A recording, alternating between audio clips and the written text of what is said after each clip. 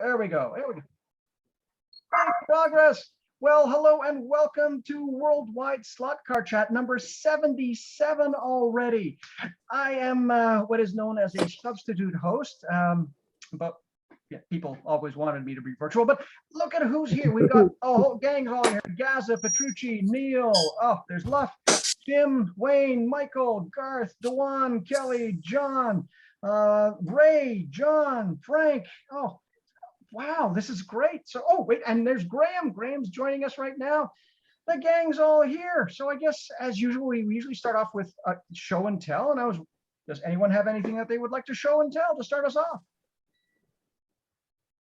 Oh, okay, Petrucci, go for it. Oh yeah, I'm not as much of a hand-raising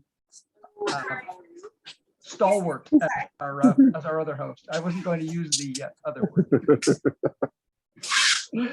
Go for it, Petrucci. What do you got for us? Coming out this morning. Oh, hang on. Let me just pin you there. Let's just see what that is. Let's see. It's a mini bench grinder. Nice. Wow. Now, have you tried it yet? Yep, good. Now, what did you use it for? Well, I don't know yet. I thought like Alan was talking about grinding tiles on the Dremel. Oh, okay. So that might be okay for doing tires. Yeah, I guess you'd have to keep it pretty square in some way, shape, or form, though, right? Well, you can. It's just like that. Wow. So what does that run on power supply wise, Petrucci? 240. Oh, it's got a mains motor. Oh, wow. That's really cool.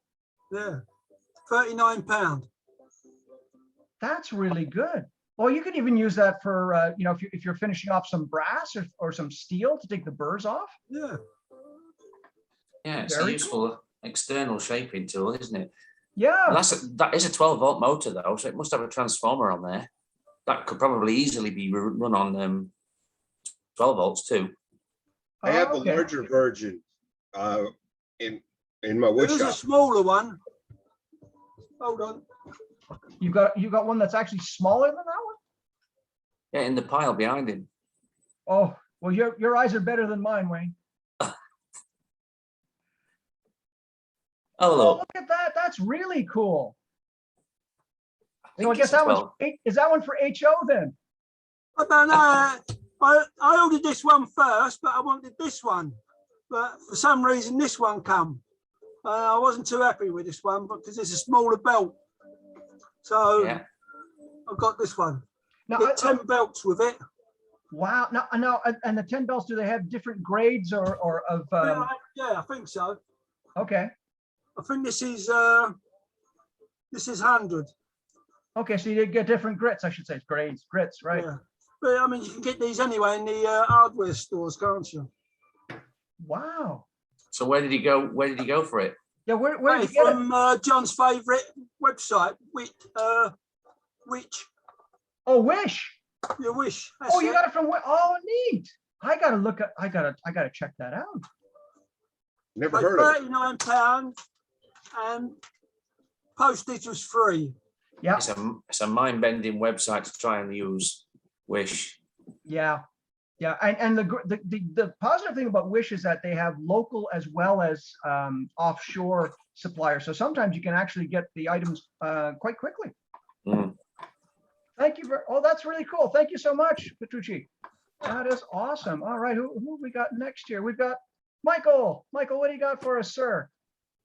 I have a new car. Oh, what? Now, did it come painted like that?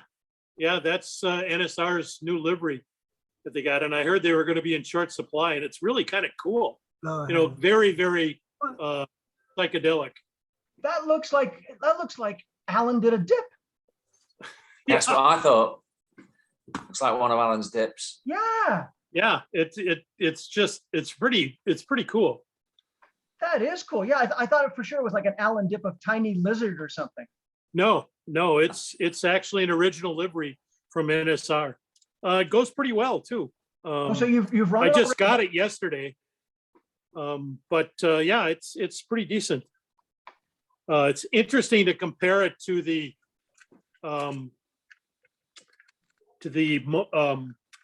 oh God, what's the company? Show us the bottom, we might guess. Yeah, really? Oh, is that a racer or? No, Oh, Revo Revo slot. slot. Revo Sport. Revo Slot. I couldn't remember the name. It's like, oh, suddenly a blank. Well, it's a good Anyway, thing. It's a good thing you the wrote it on the Revo Slot bottom. is a. What's that, John? It's a good thing you wrote it on the bottom. Take a look. It's Yeah, on- really. And it's also a GT2 instead of a GT3. right. So both of those. But yeah, I really like this. I've always wanted a NSR Porsche 911 because I'm kind of a Porsche guy. Even though I don't like 911s specifically. But I've never had a livery that I thought was worth buying because, NSR are not cheap. Right. So I saw this one, I went, oh, that one I think I gotta have. And it's interesting. It's yellow and green and I can see it. Amazing. So, yeah. So is it, if you take a look, is that tempo printed or is it a decal? I can't tell. It's got a really beautiful finish on it. But yeah, as you're looking at it, we can see the glare. I mean, it looks like it's got a really nice clear coat too. yeah, the clear coat is blinding. It does look kind of tempo printed. Either that or it's a whole mask that they've just done, but it's all up right now. It weighs 81 grams. So it's reasonably light. I'm going to get a lightweight interior for it because otherwise it's not going to be competitive in our GT class. So, and Michael, is that the first NSR that you've got on that drop arm chassis style? it's the first one I've got. I'm not a fan of the drop arm stuff. No, when I've seen them in use, they just lock them up. Yeah, most people just lock them up. And I got to get rid of the guide because it's I don't know if you can see. There's a lot of movement. Right. There's do they half all an move? inch of movement on the guide. Do they all move like that? Yeah. Not all of them. I think only on the drop arms. Most of them are, somewhat loose in that way. But I'm going to put a slot car corner. No, not slot car corner. Slotting plus guide in it. And Or you could just rally the darn thing. why? Right. It's a GT3 RS. Well, I'm just saying the know. way the guide moves and the drop. Yeah. Does that count on your lap counting system? Track, John. You'd be best to freeze that drop arm, Michael. Drop arms basically disappeared in 1968 and haven't resurfaced since. Yeah. Really, did NSR make slot cars at that point? I mean, it's silly to have it, I think. Does that have the 32K motor in it? Yes, it does, or did. I dropped it down to 20, a Shark 20 for our class rules, Oh, which can you are show my the- rules. Can you show the bottom again, please? Sorry. Sure. Yeah, let's see. Oh, okay, gotcha. Right. Okay. Nice. I don't know if the triangular pod is any better or not. It does come with full suspension though. So that was kind of interesting. I've been putzing with that a little bit. I was gonna say, have you been tinkering with it to see if it makes a difference? Yeah. I only had a day. I raced it I tried it out on Monday and it was about 4/10 down on some of our other GT cars, mostly Scalextric Mercedes, which are just ungodly fast. They're crazy. I mean, the Group C's that I've got from Slotted are running even with magnets. They're running about 5 seconds around. The Scalextric Mercedes set up with less magnetism do 4.2s, and it's like 0.8 of a second difference. I can't believe it. So Is it the weight? Is it the weight or? well, Is this partially on the weight, wood? but- pardon me. Is this on the wood? No, it's on my. I got a Scalextric digital track. Yeah. I was your home track, not the wood club. Yeah. No, I Okay. don't race on wood at all except for 124th. Yeah, okay. So yeah, and of course traction is the issue. I'm gonna try. I've got some new G25 slotted tires that seem to be decent. I'm sort of playing with them a little bit. They're made for the Formula One cars, but they do fit on these. But of course, I got to turn them down because the diameter is a little bit higher, and turning down rubber tires is endless. I mean, it just takes so long to reduce the diameter in any way, shape, manner, or form, especially without overheating them. So, you're constantly cooling them off and trying to not get into ball up and that kind of stuff, and still get the correct diameter. Otherwise, there's too much height on it and it doesn't handle very well there. So anyway, it's a work in progress, and I like the livery a lot. That is really cool. It looks great. Yeah. Why are you putting Formula One tires on then? There's the two G25 Polycar Formula One tires. Okay. One are really, really wide and meant for the Polycar Formula One, and the others are meant for the NSR Formula One, I think. They do fit on them. I haven't glued and trued them yet. I'm still putzing with them. But the Formula One tires are the G25s for the Polycar are too wide to put in just about anything. But the other ones for the NSR seem to fit some of the common NSR wheels along with that. So they've got some good tires for the NSR. But there's a G25 out for 10mm wide, 19x10, 20x10 as well. I think they're about 20, 10 and a half or 11. Let me measure. Michael, send me your address when you get a chance. And, sure.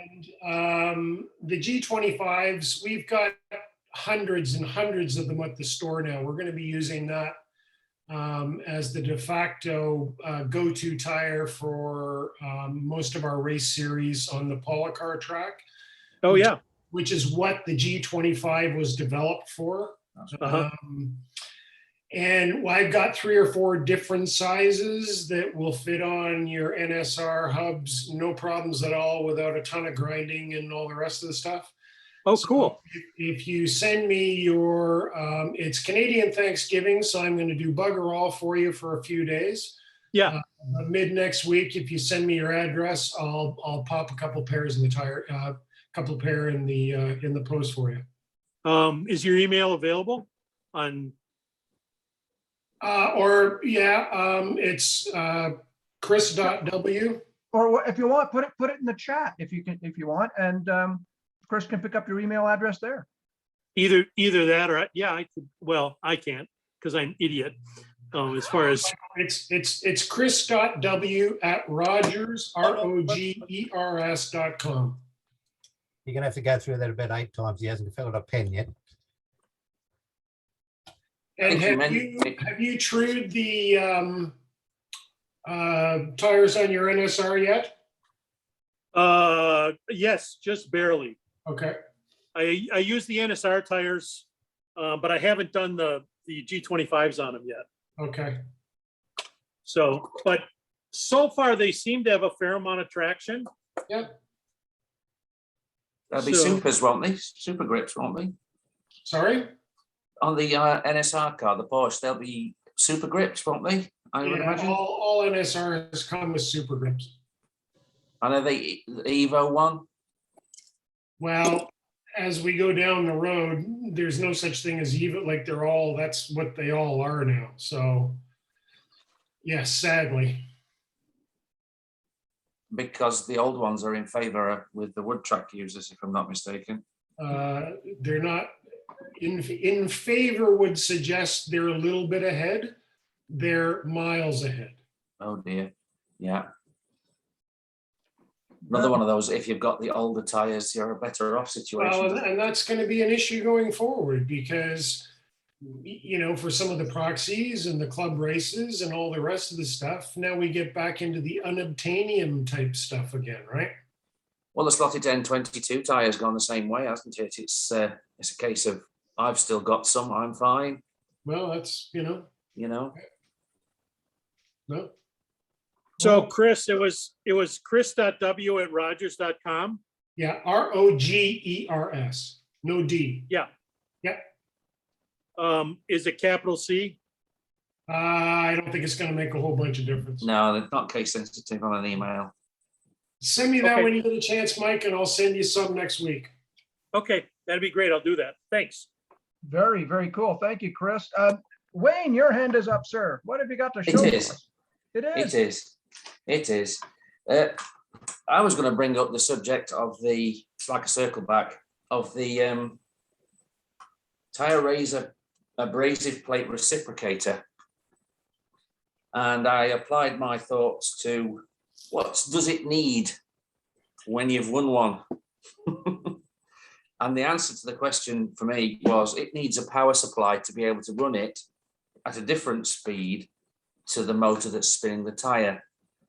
And I think I've got the perfect device in my hand. Oh, do show, do show. What is it? It's a variable voltage power supply. And if you just give me a moment, what I'm going to do is unplug the laptop, plug it in. I can show you it in operation. So that's, whoops, not a lot of extension cable. Whoops. Is everything okay? You all right? Yeah, I just pulled the plug out of the socket by accident. So there it is. It's got a click switch, rotary click switch. So click it on and the voltage jumps up to about 4 volts. And it's quite accurate. I've had my DVM on the output and it matches the numbers shown on the display here. And then as I spin the knob, we go up, we've got fully variable voltage up to about 12. What have I got there? 12.3. Yeah. Now, how many amps is it pushing? Okay, you are able to draw 5 amps on this one. Upside down. Is it? Yeah. Try that then. That's for the Yeah. Australians. There you go. Yeah. There you go. Yeah, it's all in reverse on my screen. That's okay. Yeah. That's all right. So its output is a DIN jack plug. And Oh, because really? of that, yeah, it will actually go into, I think it will actually go into a Scalextric power base.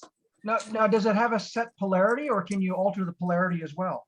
No, you can't alter the polarity without disassembling it, but you can if you do this. And this is what I've bought.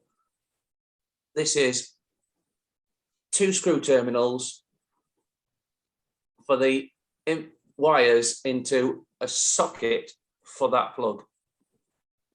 And I'm hoping that You've been shopping at Which as well. No, actually, I got these on AliExpress, and I'll just show you that that plug fits onto that socket, and that allows me to put the polarity whichever way around I like. So I fitted one of these to my tire truer and to a couple of little wires that I can use to run in motors. So I use it, like I say, for my tire truer. I can alter the speed of my tire truer. I can alter the speed of anything that's running on it, and I can run motors in with it. Well, you could even power a track with that. That's correct. And you can vary the voltage for children's use or slowing down a car that's over fast. Although, having said that, my power base is a Scalextric Arc Air, and it's a wireless hand controller, and the system won't function on much below about 10.5 volts. But that's a peculiarity of my power base. And Isn't there a fix for that? You have to do some soldering to the power base? I don't know of it, if there is. I've got host I disabled can't remember participant whether it screen was for sharing. 7042 or whether it was for the Arc Air, but there was something you put a resistor across something, and then you can use a variable power supply on one side. And that way you can bring it down to 10 volts. Although at that point you will have to operate the lane changers separately for digital. Yeah, well, I'm not digital because I'm Arc Air, so it's not a problem for me that. But yeah, my purpose for that is secondary purpose is for when the children use the track. Can you enable screen sharing? Where did you buy the power supply? I'm about to show you. Oh, good. I'm going to show it to you on its listing and some of the configurations, because it's not only available in 4 to 12, it's also available in other voltage ranges. So if I share my Chrome, and I can show you. I just had a little look for your belt sander there. This is one of the listings for it today. And so what are they normally used for, Wayne? well, in this case, it's listed as a temperature dimming adapter. And that's because I think people use it for hydroponic growing tents. Shall we say no more? Well, in Canada, it's okay. So there it is. And I've got the one with the UK plug, although it is available with Australian, European, and US plugs. So in other words, UK and the rest of the world. Oh, well, I think that pretty well covers it, yeah. So, and it costs not a lot, I think it's about 10, 11 pounds at the moment. I don't think I paid that much for it. What's that? About 11 pounds 60 something, 10 pounds 60 something delivered. Yeah. It's on the slow boat, obviously. Takes about a month, maybe two, depending on which listing you choose to purchase it from, because there are lots of listings. This one, as you can see, oh yeah, it's got all the plugs locked. This one is a 9 to 24 volt, 3 amp variable. So there are other options. And this one's really, really cheap. It's what, like 7 and a bit pounds. And there's another one. I just looked these up before the chat. And there's, look, they've got what they got in terms of voltages, they've got a couple. 3 to 12 volt at 5 amp, that's mine. 3 to 24 volt at 2 amp, and 9 to 24 volt at 3 amp. But yeah, variable plugs. If you get them at 5 amp, you could actually do it, like get 2 of them, one for each lane for a track. Well, 5 amps is way more than a scale electric motor needs, but it's enough for nearly all the fast motors that we put in slot cars too. Yeah, well, also some vintage, like for vintage cars as well. Yeah.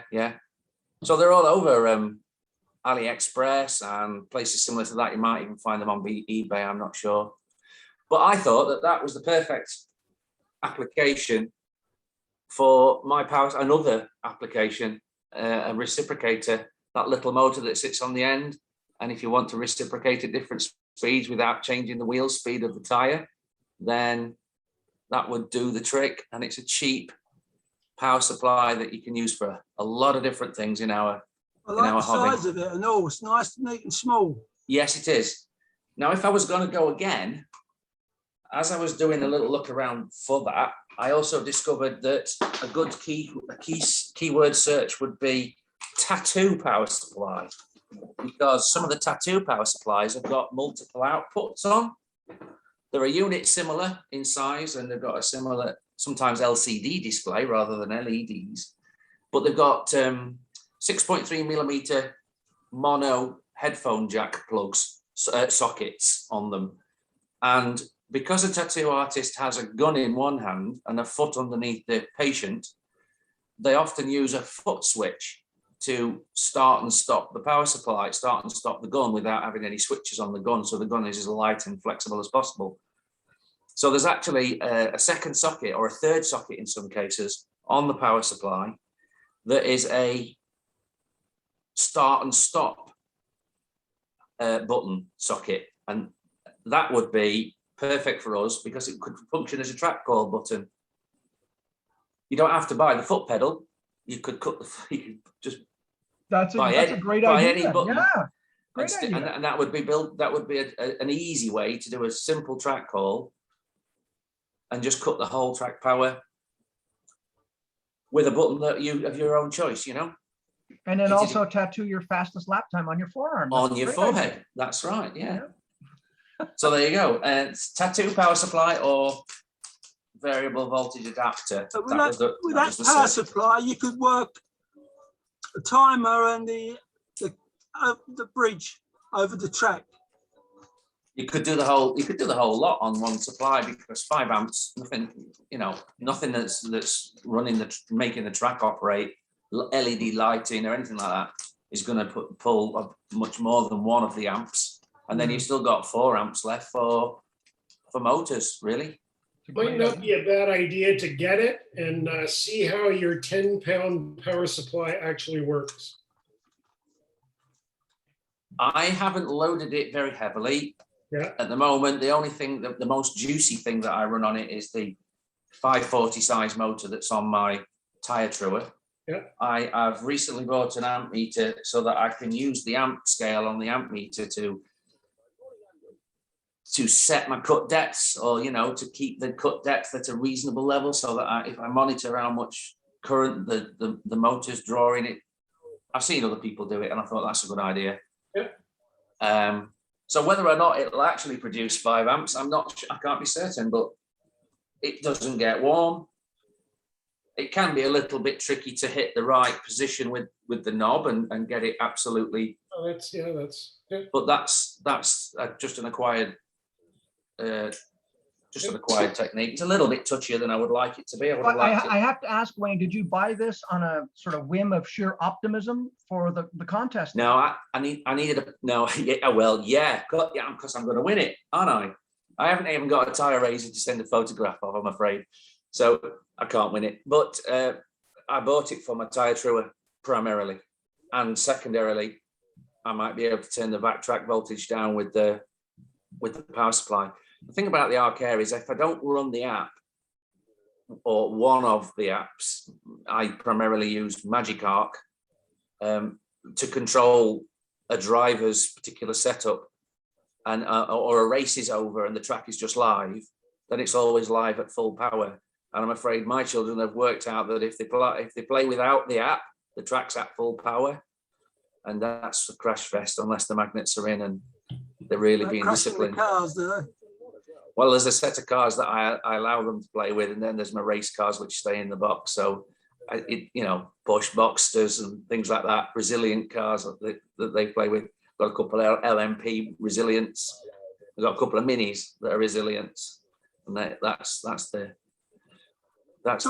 way it works. Talking about kids with Scow Electric, there's a little kid a couple of doors away. He's 4 years old, and his friend that he goes round to has got a smaller Scow Electric track, and he keeps on to his mum and his daddy wants a Scow Electric track.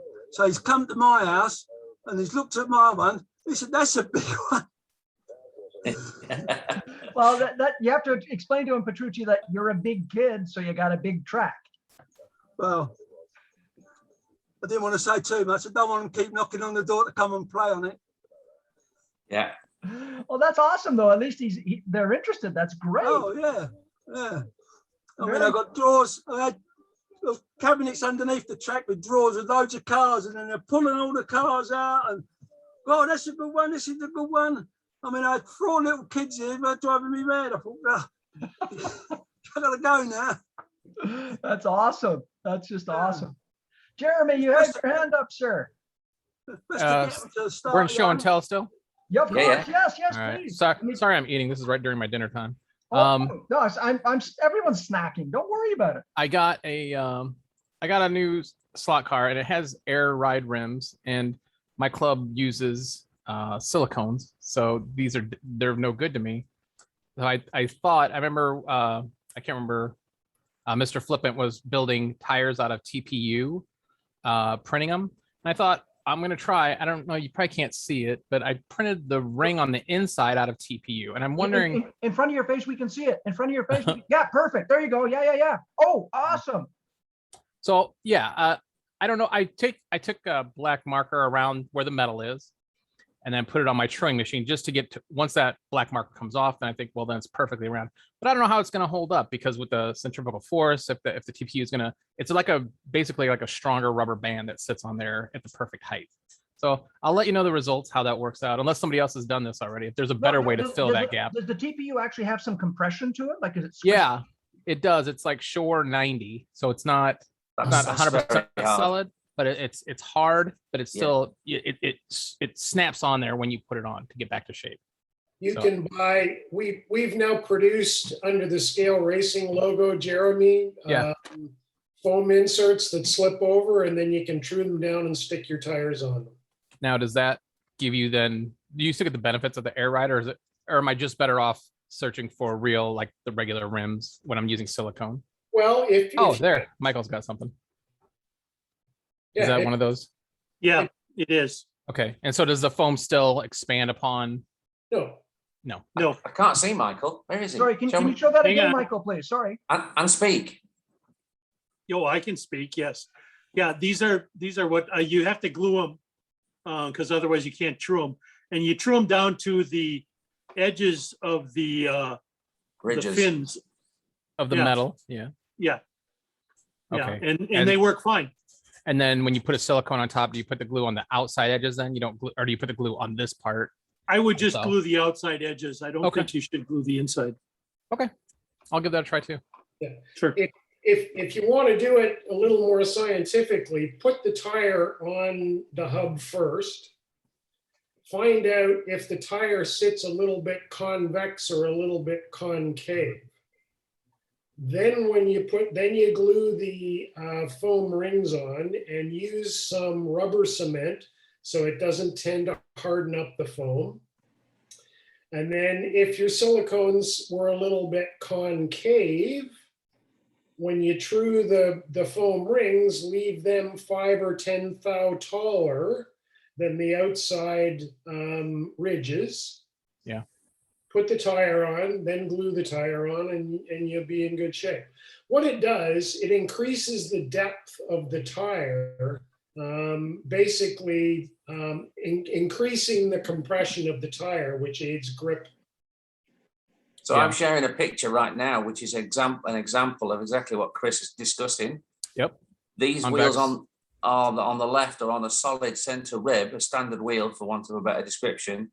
And these two are the identical wheel rim with air ride, NSR wheels they are. And this Yeah. one's got no foam support. And as you can see, it's very slightly concave.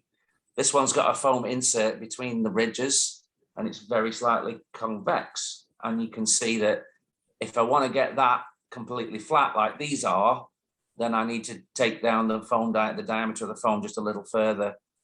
And Yeah. those are the rims in question that you're looking at.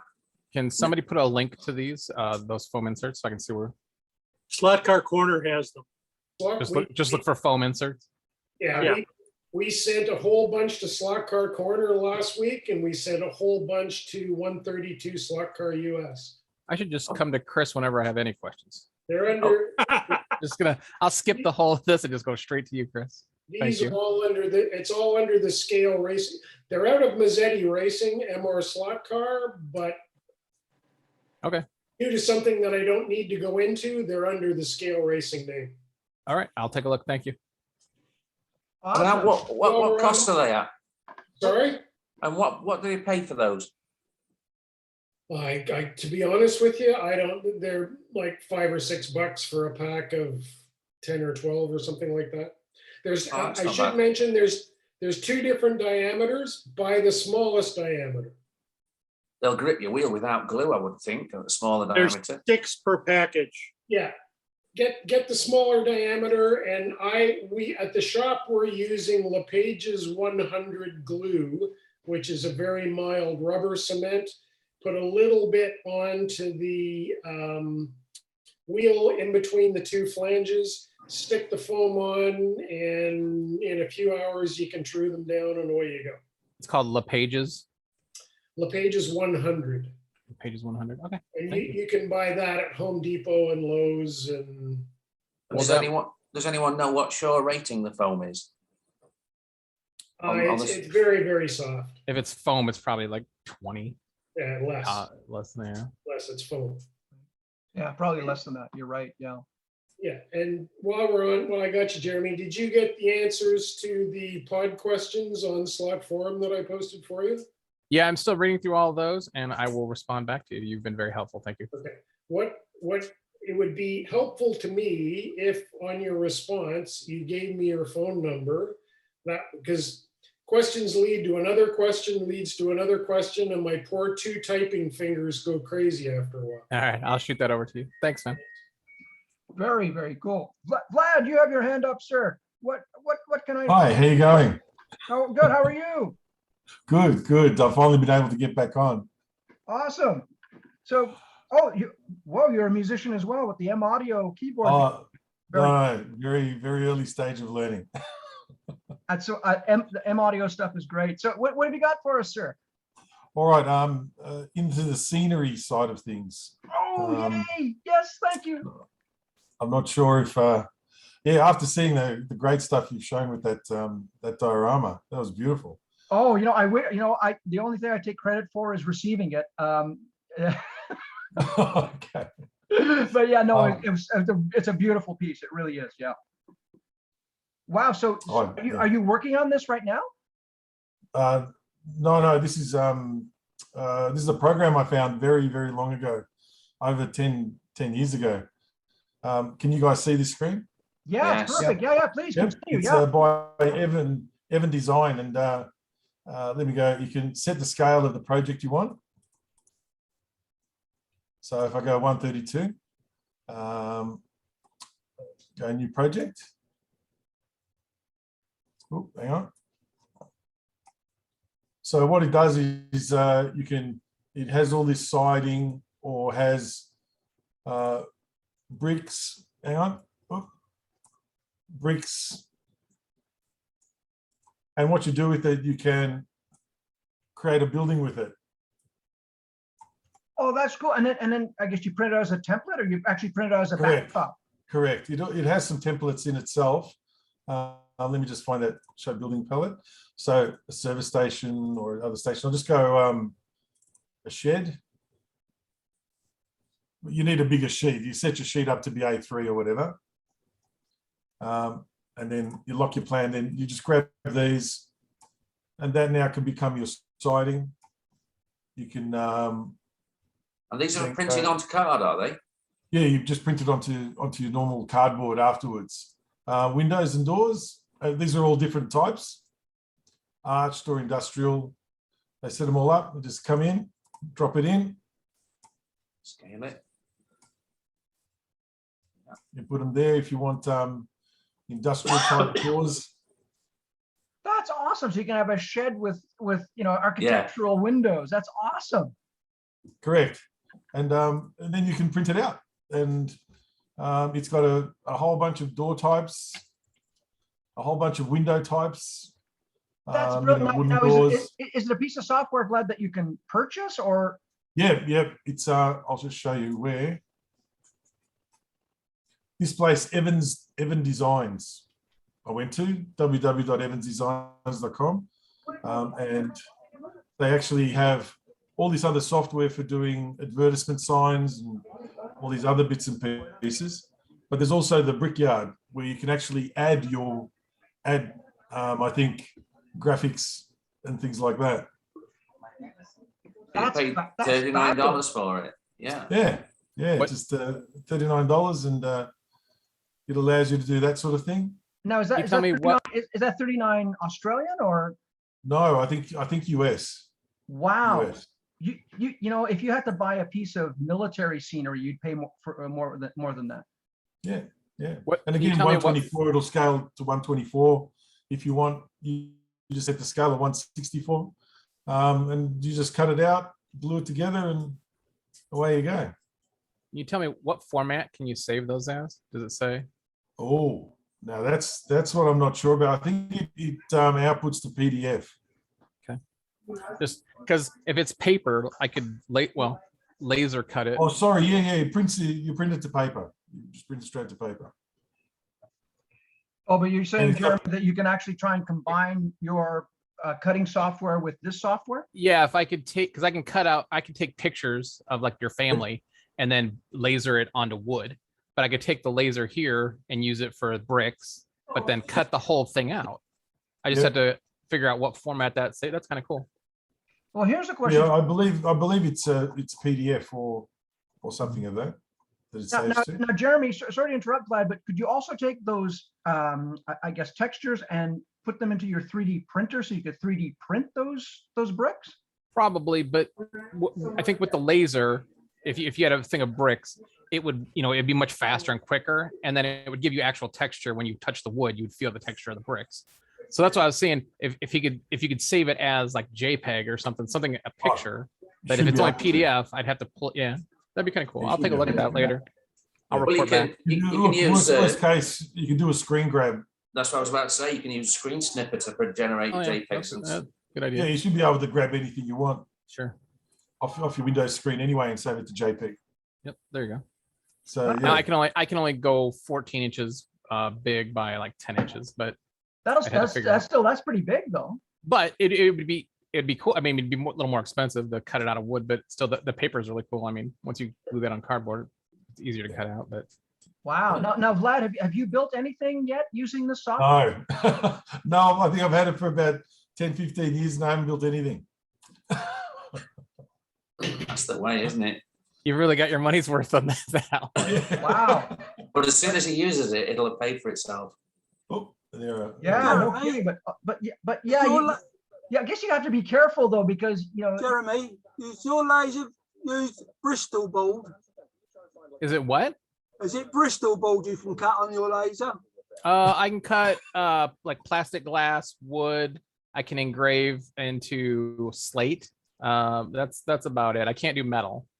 No, I mean on my laser, I can do wood and leather and that. But Yeah. I was reading the manual, and I can use a Bristol, called a Bristol board. I'm not sure what that is. So Well, no, I'll look it up. That's why I'm asking the question. no. Yeah. Bristol board is like a heavy cardboard. Ah, how thick is it? Geez, it depends, because you can use it, for example, when you're doing presentations and so I forth. think you can get it in the craft shops and the hobby shops. Yeah, can't you? exactly. You go to Curry's or yeah. Yeah, I have to try that. Thank you. Very cool, Vlad. That is really cool, man. Oh, No. now you got my mind spinning here. Well, I got one more for you. Please Noticed go. that you guys always talk about 3D printing and things like that and quality and all of that. Look, I think you get some really good quality on the FDM. Oh, that looks nice. Now, is that a Ferrari? No, that's the Mirage M3. Oh, Mirage. Sorry. So that, and more recently, I did a rework on a Bluebird, a Nissan Bluebird, back Nice. in the 80s. So Vlad, are you designing that, or are you pulling the design from somewhere? Well, look, this model specifically was on Thingiverse, I think, Okay. or 3D Warehouse had the original car, but all I did was redid the whole front with the air dams and wings and those bits. Neat. But again, you've got to get it to the point where it'll actually print well. That's the main part. What print have you got then, Val? I've got a Ender 3, a standard Ender 3, and I have a Wombot, which is the very first one I bought. And more recently, I bought an Elegoo Saturn, which I haven't set up yet. But also have a CR10 as well. CR10. Oh, you're a bit crazy. I bought Oh, look, print myself. my Wombot I picked up for about $1,000 about 4 years ago. And it's got all the bits in it that you'd want your Ender 3 to have. Like, double rails and all that. But the Ender 3 I picked up for under 200. A guy was getting rid of it here in Australia. And the CR10, I got it for even less, like $150, because a guy was having trouble with it. He couldn't get it leveled and print. Yeah, so they're virtually brand new. Beg your pardon? A Flux Deluxe Plus. Yes. Sorry? It's at the back there. I don't know if you can see it. Oh, hang on. Let me pin you there, Petrucci, so you can show it off here. Here we go. Let's see it. Okay. Whoa. When you do that, John, it doesn't work for me. Really? Yeah, I always see the person speaking, even though you try and do the pinning thing. Yeah. Have you adjusted your view settings in the upper? Yeah. I've got speaker, I've got gallery, and it doesn't matter which I choose. Really? John, you got to hit spotlight. Spotlight for everyone. Oh, okay. Where's that? What John has? Whoa. Is that what John's got to do? Spotlight for everyone. Oh, have I not done that then? I thought I did. Hang on. So who's going to be the one to ask Petrucci if he's actually used this thing? That would be You, Chris. Yes, I have. Good man. That would be me then. You see it? It's there. There it is. Well, now, was that what you used to make those last prints then, Petrucci? I did, yes. And it's all Ah, seized well done. up at the moment. It's all seized up. And here's my thing for the tire tour. Hey, Google, Oh, look. 1/4 inch to millimeter. You need the other camera now, Petrucci. Eh? You got to switch cameras. No, Oh, there you are. Okay, okay, thank you. Yeah, we want to see what you've done for sure. He's done the tire tour. He's done the reciprocator. I think. Yeah. Yeah, put it a little more to your right. Perfect. Yes, perfect. Right there. Yeah. Nice. All right. Well First done. one of the group to do it. Yeah. Nice. Well, I was looking at the car that he's made. He's come out a lot finer than my work. I'll have to. Yeah. I all the bodies that I usually get out are 0.6 mil thick on the thickness that I usually get out, but I try and do these at about 0.4, and then I'll give it a little bit of extra meat using horizontal expansion. But I make sure there's about 2 or maybe 3 layers sometimes, but it's virtually, in some areas, like one layer thick. You can see You can see it. through it. Yeah, you Yeah. can see through it. This body comes in at about 10 to 12 grams. Oh, good. You know, you want something light, but That's one of the things I've got to work out. Is the, Oh, it's in 4 pieces on the floor there now. you go. Yeah, Oh, no, drop it's it on the floor. he's got 4 of them No there. He just problem. keeps picking them up all the And time. this is PLA Plus, which is Okay, a great lot of flex. flexibility. Great flexibility. Yeah, PLA Plus, great stuff. So what you need to produce a body shell then is a downloadable STL file. Yeah, just need an STL file, which you'll then put into your slicing software. I use Cura. And then within that, you can sometimes see how well it's going to print, if the walls are going to print well or not. And if they don't, you can try and salvage it by giving it some extra thickness. So the skill is, the work is in producing the STL file in the first place, I Correct. take it. That's where Correct. the time goes. Correct. Yeah. See, I usually deal with 3D faces, and then I put it through another process, another website, make printable, and on that process, I give it thickness. But when the thickness is applied to a surface, it thickens both ways, outwards and inwards. And so you lose sometimes a bit of that Definition. detail. When I first started, we were doing thicknesses of 1.2 mil. So you're losing a lot of detail. Then we went down to 8, and finally we're down to 6 mil, doing that way. Or if you do the body where you do the body and internally you give it another surface, I think in Mesh Mixer, you can give it a thickness that way, but it only goes internally, or it makes the internal solid. And then you can keep the external surface comes out really nice. But I don't, that's more when you're dealing with solids. I'm not dealing with solids, I usually deal with surfaces. So I've now learned that, you know, if I want openings on a body and I do it my way, I need to have it at least, if it's a full size body, 50 mil. The gap has to be to make sure that the opening comes through when 3D printed, comes through nicely.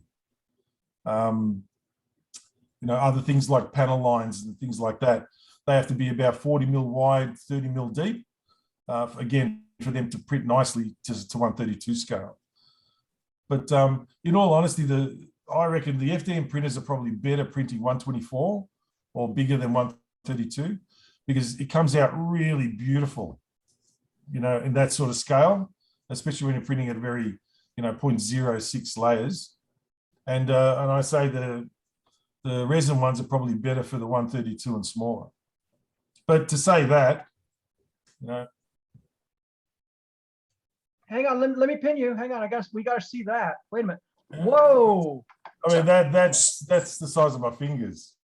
So you put stormtroopers on your track then? Yeah, well, I should.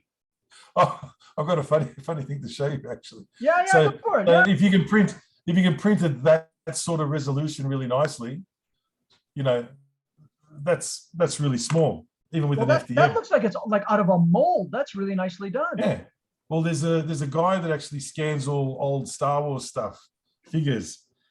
And my very first figure was a stormtrooper, and I broke his leg off. So I printed a new one for him. Oh. My So gosh. if you're into Star Wars figures, get onto 3D Cults. There's a guy that scans all these old.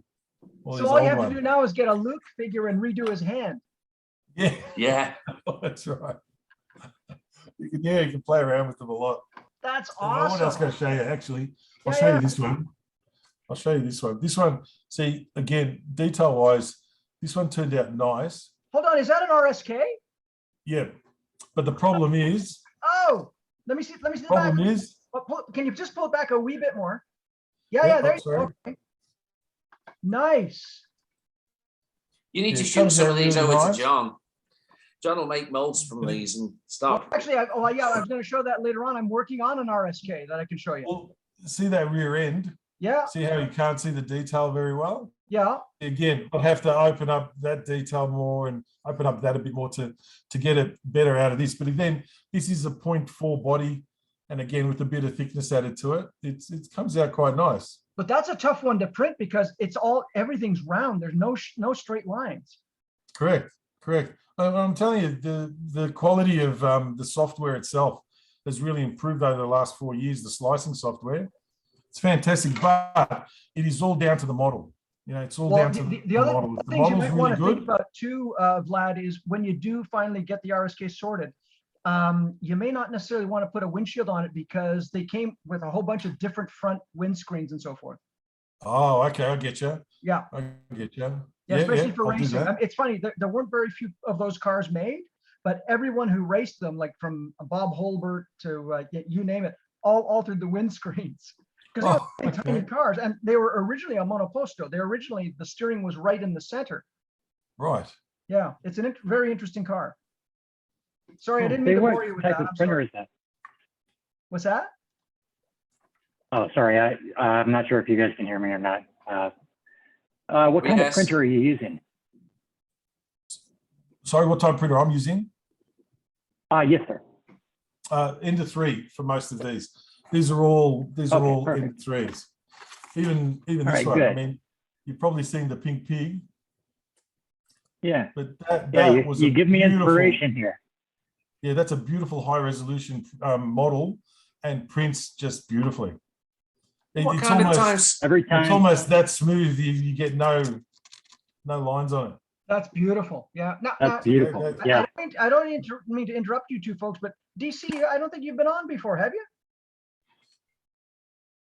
Oh, no. This is my first time. Oh, First okay, well, time, long time listener, first time caller. Okay, well, we have to have a little bit of a spotlight on you then, and if you wouldn't mind Oh, giving us a little bit of your background as far as slot cars are concerned, would that be all right? sure, but it's going to be a very, very short conversation. That's cool. I don't know. That's quite all right. Are you kidding? First of all, welcome and thank you for joining us. Well, thank you. Really, I've spent months watching these meetings and basically just soaking up as much info as I can. That's kind of how I like to, whenever I kind of develop an interest or a hobby, something I like to do. So previous to this, I built an arcade cabinet from scratch, that sort of thing. My history, I spent about 20 years in IT in Silicon Valley. Finally, at a certain point, got to the point where I said, I just cannot take another day doing this. Moved, went up to Oregon, up to where my family, the rest of my family's at. No longer work in IT. But whereas I literally was on the road about 3 hours a day, now I can use that time in a hobby. I literally have time in my day to focus on things outside of work, and so it's a lot of fun in that regard. And so with COVID, I've tried to come up with a couple of different interests, and this is one of these things. Slot car tracks are just beautiful. They're just like HO tracks and, well, O gauge tracks. My dad I've got a box of O gauge tracks downstairs from the 50s. I thought about putting those together. That's actually how this started. I was going to put it together a train table, and then, they're not as cool as slot cars. So at least not to me. I'm sorry. I want something that I can control at more than one speed, and at the same time, I love all the decor, and all the layouts and all the scenery. John, I've watched a lot of your slot car garage. Yep, I can't hear anybody, but I can see. Oh, there you go. So you're the one who watches it. Thank you so much. Oh yeah, I have it on replay. I hope you're getting paid. I'm just kidding. But now I watched stuff from Dennis over at Electric Dreams. Dave Kennedy. You guys, a lot of stuff from Greg, and I mean, I think Andy at Home Racing World has been helpful on the phone. John, you've given me a little advice, via message. Dennis has given me some advice on controllers, and Greg's given me some advice on 3D printing. So I mean, it's really been kind of a full turn. I actually 3D printing was what I thought my slot or my hobby was going to be, and then it's the most miserable thing in the world for me. In the 20 years in IT, I hated printers. They were my most hated thing. And I somehow thought the 3D printers were going to be otherwise, and they're not. But I've learned that what you can do is you can actually ask for outside help. And so I called somebody in, said, this thing sucks. Can you fix it? He came in and fixed it. And I've had good luck with it since. And since then, I've worked to, basically I tore the whole track apart last night, but I've been building, pieces, a lot of shoulder, that sort of thing, and just having a heck of a good time with it. It gives me the opportunity to match up a lot of different things. And then I have some other tech from the time in the arcade cabinet work, that I think I can probably integrate into this track work. And if I can, then I'll of course share that, how that works. So anyway, sorry, that might've been a little more long-winded. No, you're kidding. It's fantastic. The more, the better. That's awesome. Where are you in Oregon? Where I'm down in, so I'm in Eugene. And then, and I'll be here for a few years. My daughter's going to school, and great school and everything. And, we want to get her into college and get that done. And then we've got a place which is where I'm actually going to put the track. It's a full-blown garage that I'll have the run of the mill on that one. Right now I only have a two-car garage to fill up. This one will probably be 3, I think. So I'll be able to put in. You and Dewan are living the dream where you have your own room for your track. That's fantastic. Well, no, I still, trust me, my kit cars, the cars that, that came with the set, well, they don't have the spoilers anymore. Those are gone. I think that's what you call them. That's normal.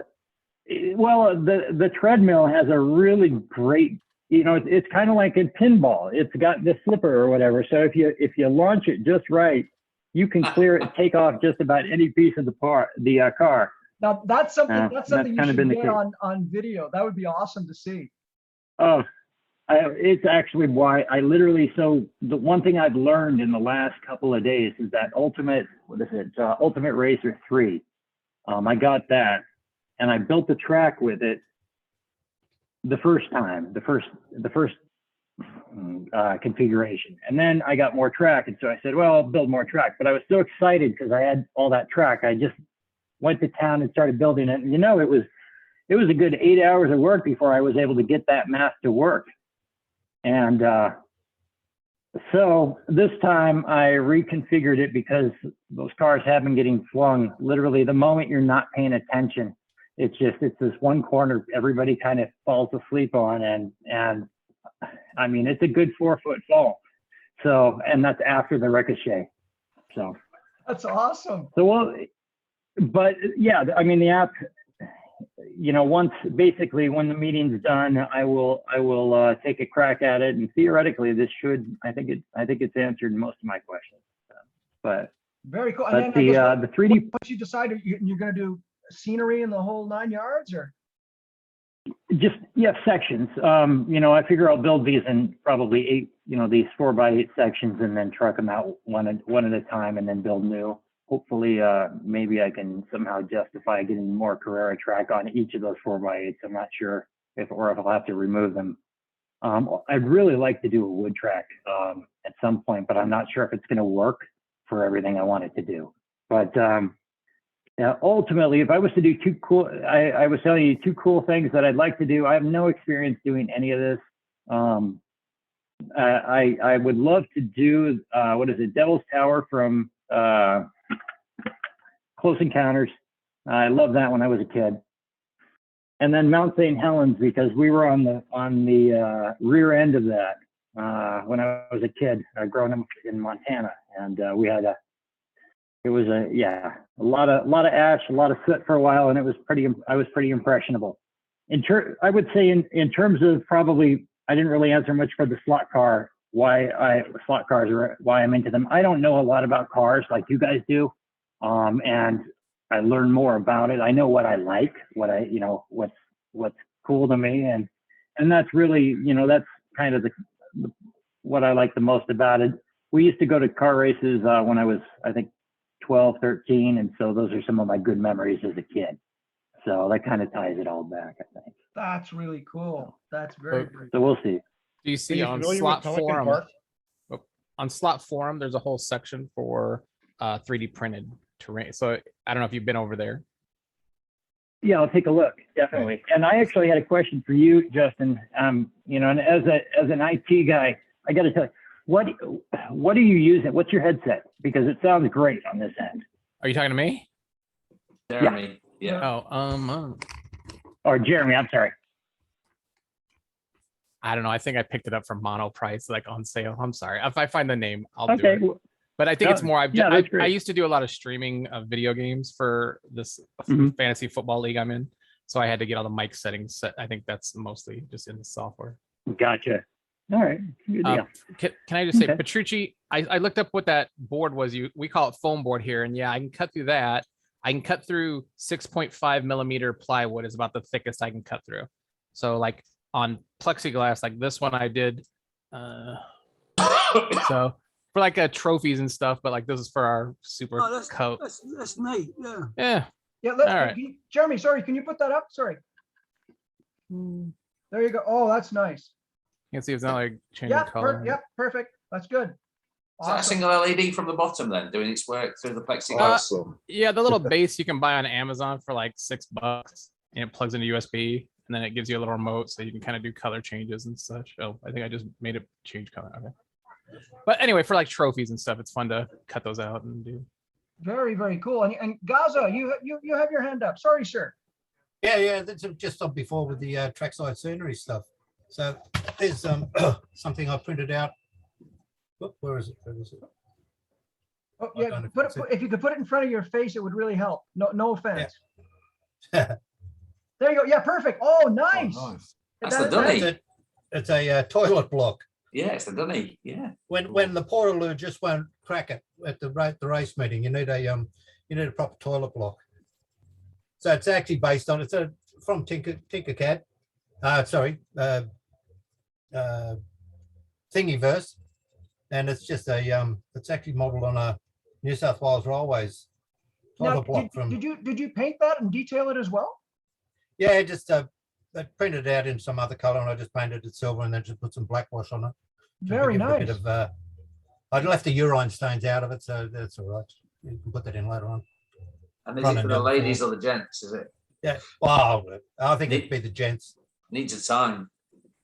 Well, you'd find out once you get in there. Yeah, you would. If they're screaming, you know it's the ladies. But yeah, that's all just printed out on the printer there, and it's just all the sides and everything else just print all flat and quite easy to do on the printer. That's And very, it very comes cool. out for the HO version. I just enlarged it.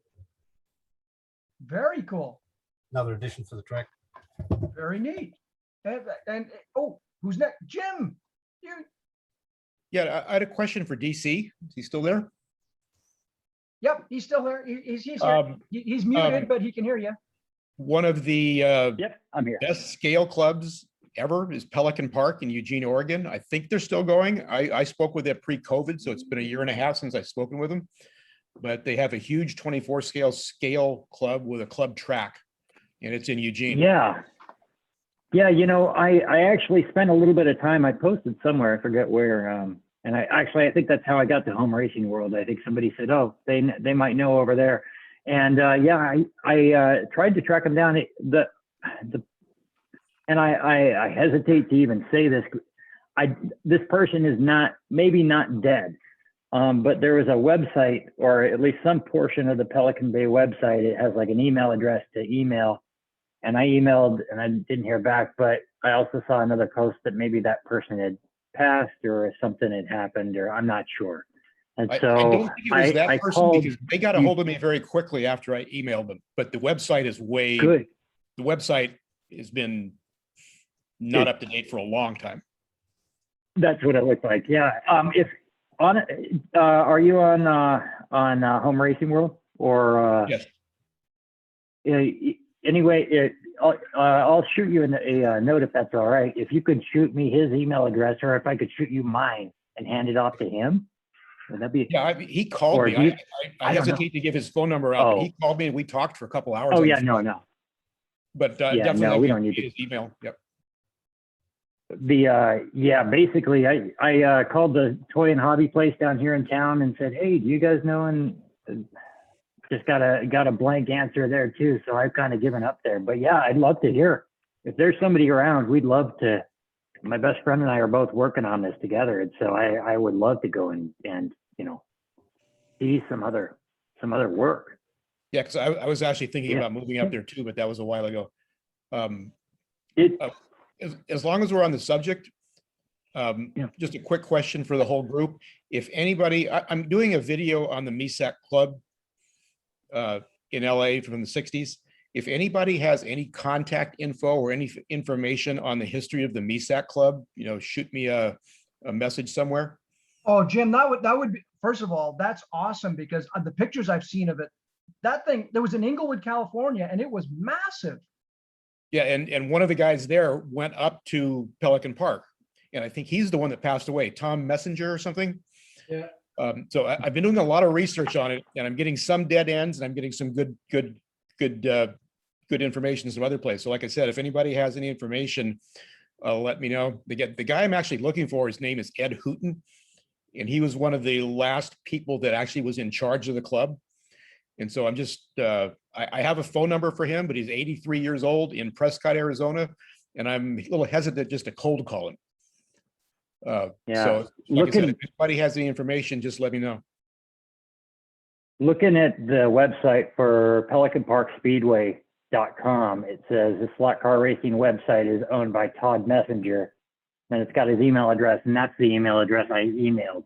So yeah, that's the person I tried to reach out to. Yeah, I'll keep trying on it. You know, if you're sure that they're still around and it's still up and running, you know, They I'll were track it down. pre-COVID. Like I said, I was going to go up there and actually race with them. So how long have we been COVID? A year and a half, give or take. So a year and a half ago, they were racing. Yeah. Okay. Yeah. I'll let you know if I'm able to find some info, and certainly you know, sure, up here crack a beer or something. That's awesome. Well, I hope you don't mind. I put my hand up because I do have a couple of things to share, if that's okay. Since you guys were talking about scenery stuff, I don't know if you remember these little trophies that I made. We forget. Yeah. So well, while I was working on the various projects for the chat, I started painting one just for fun, and this was a clear one. And I don't know if you can see, but you can actually see the cross flags through the clear, I guess, support of the car. So I thought, well, you know what might be fun if you put a light in there. It is. And it's Oh, just that's like, cool. yeah, it's like a little 3-volt LED, and it lights up so nicely. I was like, oh, so that I thought, what the heck? And of course, the car lights up as well, which is really kind of cool. So I just got to figure out what to use it for. It's like having this great item and figuring out where to put it. That's with 2 of them, and there was too much light. Near the podium on the track layout, John. Right, exactly. Yeah. And let me just, I'm going to stop sharing. And I thought I would also update you folks with the 935 project, if that would be okay, if you have just a second. And here it is so far. And let me just go back to Zoom. Okay, sorry about this, folks. And let's share screen.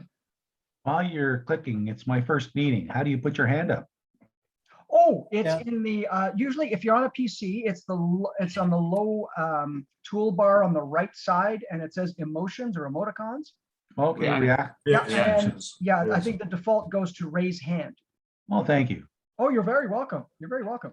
So, Chris, I took your advice. I tried using that wonderful Tamiya putty, and you know what? Because of this kind of Tupperware style of plastic, it didn't stick. Okay. So I've gone back to using good old-fashioned Bondo. So I just thought I'd mention it, but at least the Bondo at least doesn't shrink. See, it stuck here because of the styrene. It sticks really well to styrene. But this Tupperware stuff, it literally just flaked off as I started to sand it. Was that the Tamiya putty? Yes. Yeah. So it works really well. I think it has the solvent actually goes into styrene, but it doesn't go into this sort of Tupperware plastic. What about a reaction to it or something? Yeah, exactly. I've never had a problem with it. No, and we're using it on styrene, Gazza? No, I'm mainly on plastic products itself. Yeah. Okay. Yeah. For some reason, this old Skelectrix thing is tough as an old boot. Yeah. It'll probably, if there's a nuclear attack, it'll survive. We won't. So I just thought I'd show you this. I haven't sanded this yet, but I just got some Bondo on it to show you what it's coming along quite nicely. It should be close to being able to be cast quite soon. So there you go. And I have one more if anyone's interested, because of course someone showed an RSK. So I have to show the RSK. I'm so sorry. I just can't resist it. Hang on a second. Here we go. Oops. All right. RSK select. Sorry, it's clicking away here. All right. So let's start off with, okay, I'll start off with this one. Here we go. Sorry about this, folks. And share screen, and then I'll stop taking over. So you guys, this is sort of the last photos that I showed, just putting sort of slowly shaping that extra fender. And here's where we're at now. And I'm filling in the back because the rear vents really have to be redone. The Strombecker ones were really quite inaccurate as well. And of course, I've got the panel line in now. So it's really starting to come to shape. And it's a panel line on both sides there. I don't know if you can see that. Yeah. And that's the upper view. And actually, it actually really has a nice shape to it now, which is, again, closer to the actual car. It was kind of a Coke bottle shape. And that's the front view there. But I also wanted to show you sort of, this is the Strombecker as it was, and here's what we're getting to. So it's actually coming on quite nicely. So from round to proper. And that's sort of the way the rear end is shaped up. So that's using Bondo on styrene. It's actually worked quite well. So I will stop sharing. There we go. That's the updates. Very nice. Oh, Are we going to get Ken to do an introduction? oh, Ken. Yes, Ken. Thank you. Thank you very much. Hello, Ken. How are you? So, would you mind introducing yourself, telling us about your slot car background? I don't have one. I'm a beginner. Oh, that's what it is. And I started a couple of years ago, and the first thing I started to do was scratch building. So I built this car. Wow. That's, hold on, hold, stop. That's how you started? Yeah, I started scratch building. That's a heck of a start. Well, I have a machinist background, so I have a little bit of a cheat. Once you have a little bit of a mechanical background, things become a little easier and fall into place. The only thing is I kind of went against the grain and I make aluminum chassis instead of brass. Chris Walker, I've brought some of my stuff to his place and he's laughed at it and had a good chuckle. He says there's no torsion or flex to it, but it's nice and square. Well, that's and my they get around the track well, don't they? I win races. There you go. So you race somewhere then? Yeah, I race in a club and have fun on a wood track. There's no magnets, and it's just a lot of fun to race against the guys with the scratch built cars. I find the plastic doesn't have anything for me, because to just buy something and put it on a track doesn't have any sway for me. But I'm learning that some of these plastic cars can really run really well if they're tuned properly. So I've got a lot to learn. Now I think I remember you actually glue the motor to your aluminum chassis. Yeah, I'm known as Ken's Red Z on Slot Forum International or on Slot Racer Forum. So I've got about 30 or 35 builds on each of those forums, which explains my stuff. And I tried to share with the world so that people could do it themselves in their own basement. That's awesome. And I remember the green Chaparral 2D. Yeah, that it sort of stands out as being green. There's a big debate going on. Some people hate it and the other people love it. So it's awesome. There's no in between. There's no in between. I'm really honored to be here with you guys. I've also sort of kept up with what's been going on in the background and hope that I would be able to meet you guys one day. So it's an honor to be here with everybody. Oh, we're glad that you finally came. What took you so long? Geez. You need to start sharing your information down in Odslot too, down in Australia. Yeah, I'd gladly share it with anybody who wants to listen. I hate it when life gets in the way of my hobby. I think, Ken, you're a typical Canadian. You know, the humility only goes so far, man. Okay. Well, he's a Trekkie already, so. There you go. Yeah. Now you haven't dipped your toe into 3D printing yet, even as a machinist, no? No, I'm really intrigued by it, but I think it's one of those areas where I would prefer to let other people explore the beginning stages, and then I'll jump in 5 years when they've redefined it, they've taken the resolution down, and they've done all kinds of stuff. I can already see that as the resolution gets better, they're going to take longer to print. So there's nothing going to be fast about it in the future, but I'm looking forward to one day. The big dream is that we can all just sit there on our computer, find a car we like, and just print it and go race it that night. For sure. Well, that's the idea, because it is a home hobby. So unless you're doing an industrial sort of side of it, you don't care how long it takes, as long as it's really good when you finish. Yeah, but it'd be nice to race it that night. Oh, yeah. Well, you build it the day before. Yeah, true enough. That's so Oh, cool. you do that now with the resin printers. Yeah, well, I was going to say, you look at what Vlad's doing. Now, Vlad, how long did those prints take for them to come out? Oh no, these FDMs anywhere. This one was 42 hours. Oh, Yikes. This one 12. But I'm told on the faster resin printers, 2 hours. Amazing. Wow. Well, if it's any consolation, if you guys do the car, I'll mold it, and I can pump a body out every 20 minutes. Every 20 minutes. Yeah, Ooh, that's the way resin will cure you, pop it out, and away it goes. Yeah. How does it go by cost?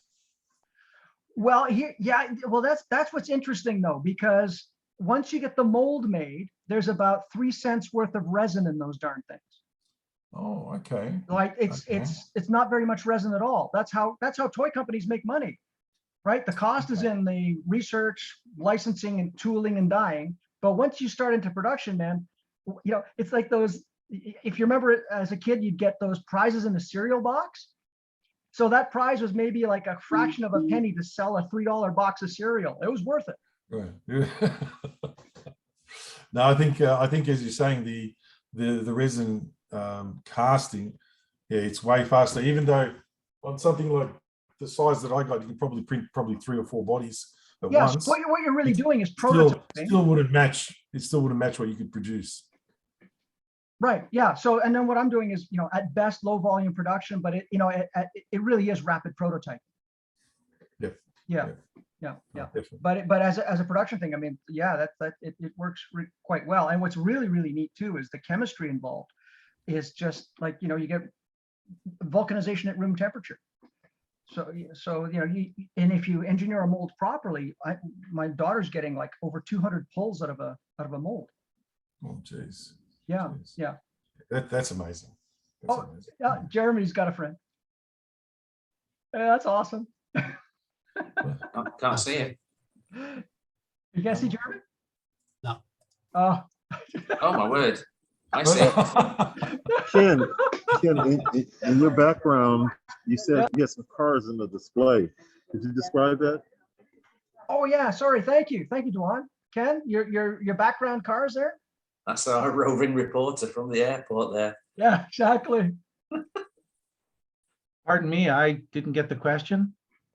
Oh, I was just gonna say, Duan pointed out you've got a wonderful collection of cars behind you. If you could maybe take us through a couple. You're talking the Hot Wheels? Oh, Those that's are what Hot they are? Wheels? Okay. Okay. Yeah, I'm a kid at heart, and I've got cars coming out of the yin yang, and I'm surrounded by 1/18 scale die cast. I've got Hot Wheels on the wall on one side. I've got model airplanes on that side. And you see the die cast up here. So the slot cars are all downstairs except for the one that I brought up to show everybody. Okay, we thought your room was so big that because of perspective, those were all slot cars. No, those are Hot Wheels. Oh my goodness. That's the reverse of that cow in that field joke, isn't it? It's like, it's not a small cow, it's a long way away. Exactly. Yeah, that's right. Yeah, that's Hot Wheels. That's it. In the blisters yet. That's the only way to collect them. That is awesome. Okay, cool. So, oh man. So does anyone else have anything else to show and tell, or can we move on to Club Corner perhaps? I got a real quick one, John. Oh, go for it, Chris. Go for it. I just found a picture for Jeremy and a couple other guys. That up yet? Yeah, tire inserts. Yeah. Okay, very simply, there was, now you don't have to do this. These were old 1/24 scale sponge rings that I used to cut strips out of and then glue them in between the flanges and then sand them down on the hoodie. Now these little rings are pre-made. Michael showed a few, so you can just slip the rings over and then sand them down.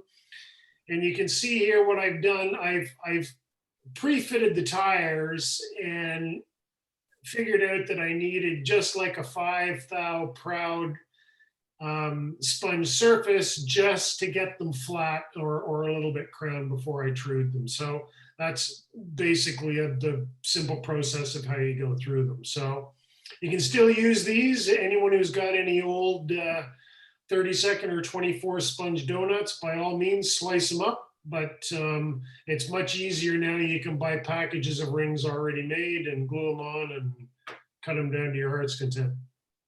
And are you leaving the foam very slightly proud of the ridges there? Depends on what the tire says to do. If I put the tire on, and oftentimes what I will do now in the lathe, I will cut these ridges down to actually add even a little more compression to the tire. They don't need to be as tall as they do to hold the tire on laterally. So I'll put the tire on. If I've got a concave surface to the tire, I'll leave these a little proud. If I have a convex surface or a concave tire, convex one, I'll leave these a little bit under. So you really need to dick around and have a look and see what your tires are doing. Yeah. But no matter what you do, when you put these on,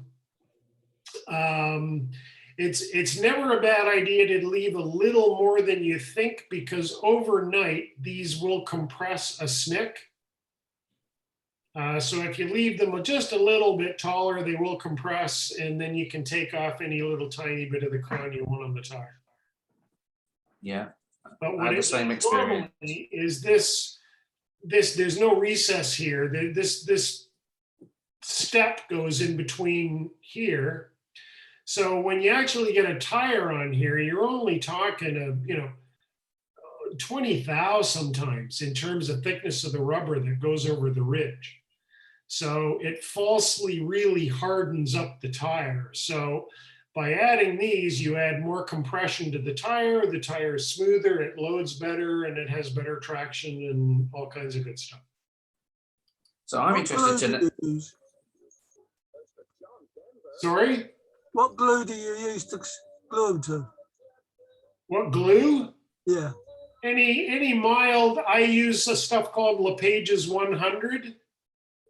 Any thin rubber, don't use CA because it'll tend to attack the sponge and harden them up, and that's not what you want to do.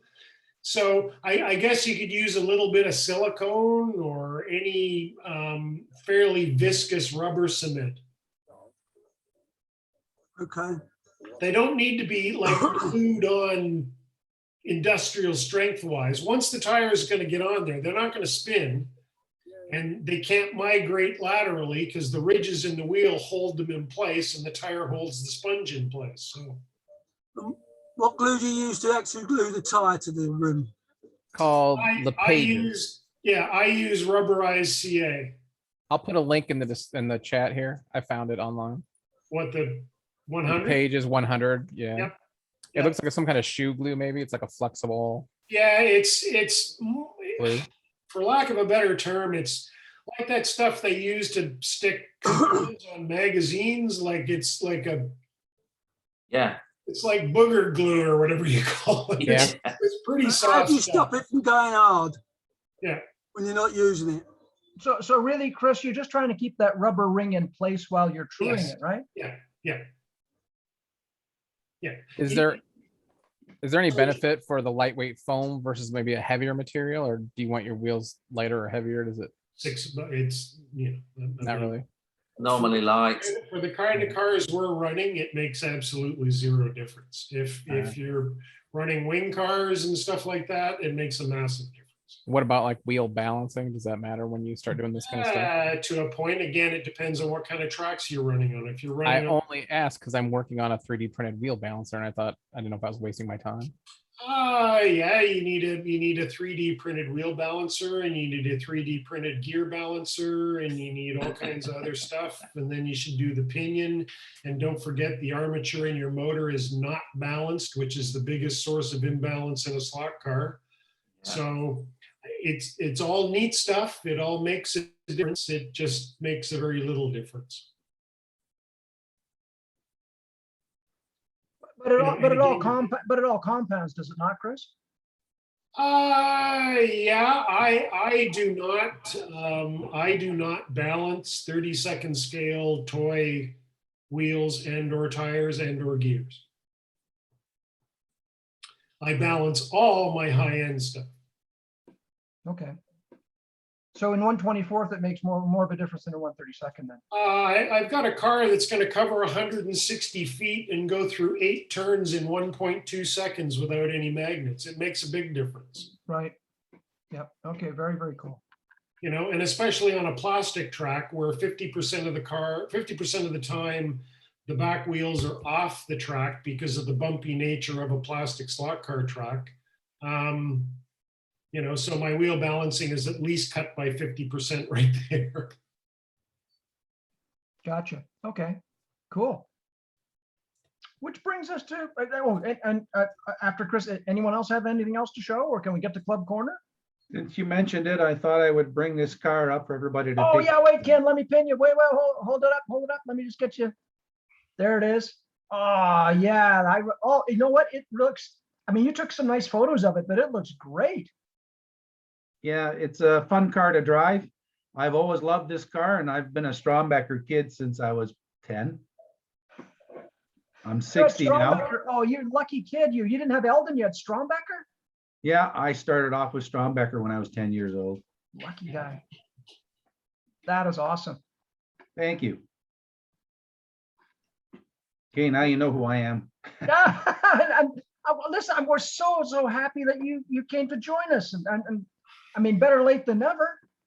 Absolutely. Thank you very much for the invitation. I've watched on Slot Racer the invitations going by, and I'm going, rats, I missed another one.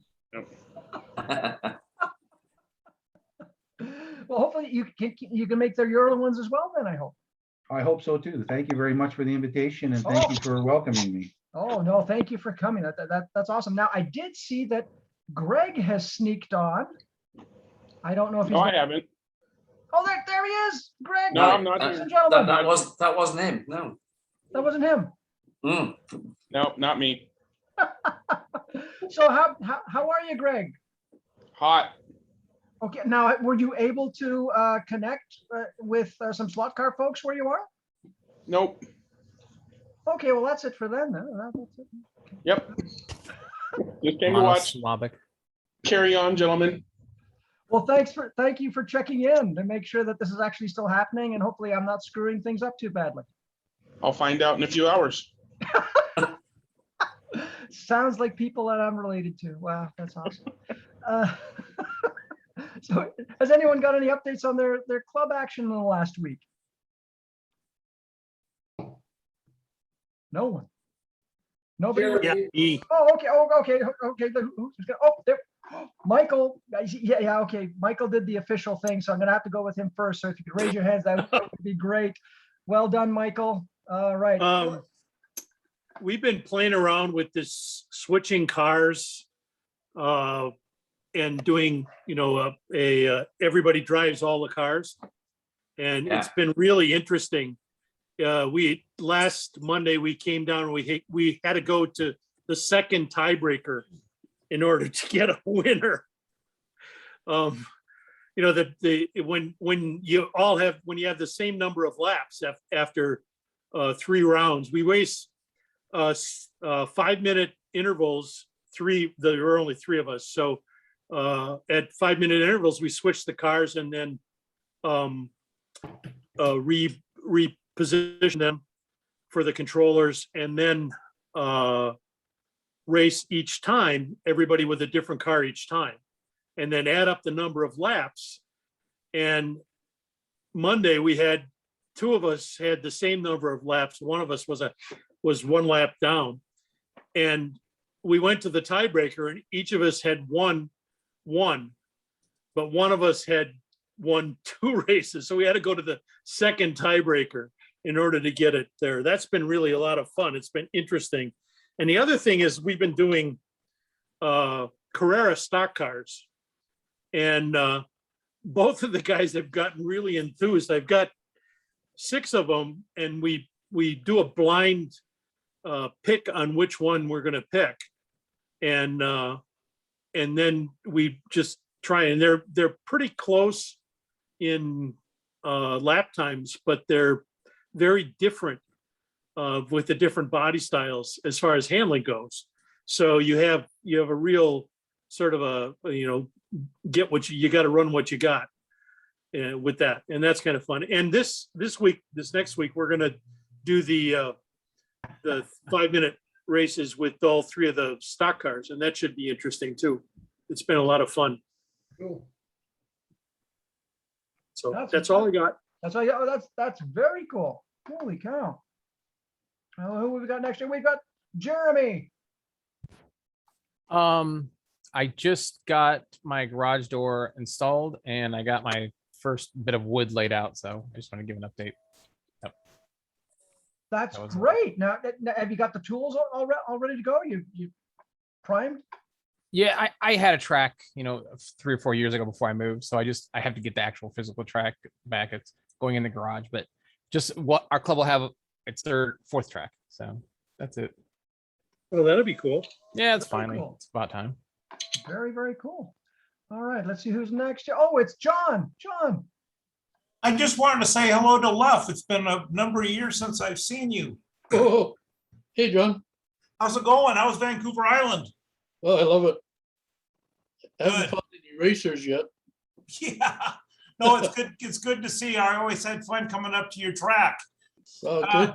Yeah, I just wanted to say to Jim, last week you were talking about the squeeze sections and some of your buddies didn't want to go down and race. And, partly I can understand that. But when I went up to Luff, he had the squeezes track sections as well. And it was a lot of fun. I wasn't used to that. But, like you had mentioned, Jim, you just got to kind of race a little differently. But it was so much fun going up to Luff's and hanging out. And I just wanted to say hello.